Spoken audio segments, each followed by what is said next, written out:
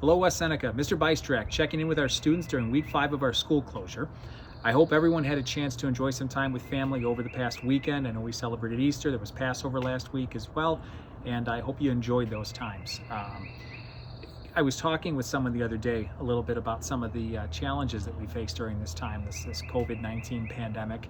But we also started to talk a little bit about some of the unique opportunities that come along with this as well.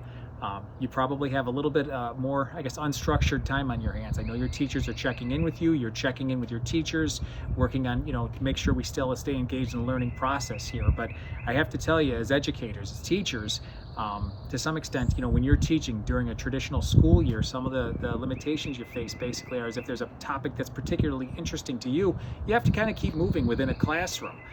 You as students right now, though, have with a little bit more free time on your hands, have the ability to be able to delve further into things that are of interest to you. Also to maybe set some different kinds of personal goals than you normally would set for yourselves.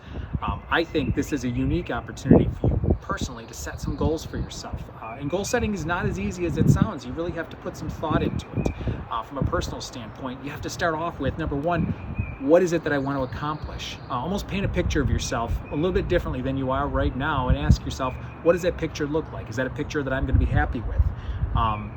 Another tip I would say is write down a goal. If you have a goal that you want to be able to accomplish, if it's worth doing, it's worth writing down. That's going to be very important. And then you need to be able to plan out how you are going to go about meeting that goal. All right, and probably the best way to do that is to start kind of with the end in mind and look to say, what is it going to look like when I've accomplished my goal? Whatever that goal is, could be a learning goal, could be something, personal fitness goal, whatever it is, ask yourself, what is it going to look like when I'm done? Another important thing to think and keep in mind is that you need to talk to people about those goals and reflect regularly on your own progress towards meeting those goals. A lot of self-assessment, asking yourself, what am I doing to meet my own personal goals? And again, talk to people about it. Use the resources that you have, your parents, your brothers, your sisters, anybody that you're in communication with right now. Talk a little bit about what you want to be able to do. They not only are going to be a source of encouragement for you potentially, but also might have some good ideas as to how you can go about meeting some of these personal goals that you set for yourself.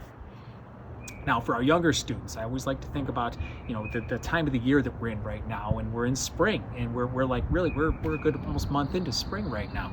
I have a little assignment for our younger students. I want you to look around your yards, look around outside, and I want you to identify 3 different things, 3 big changes that you're seeing now with the change of the seasons, all right? And I want you to tell somebody at home, a family member about it. I don't care if it's mom, dad, brother, sister, your dog, but I want you to be able to talk about it. Maybe even write about it a little bit too.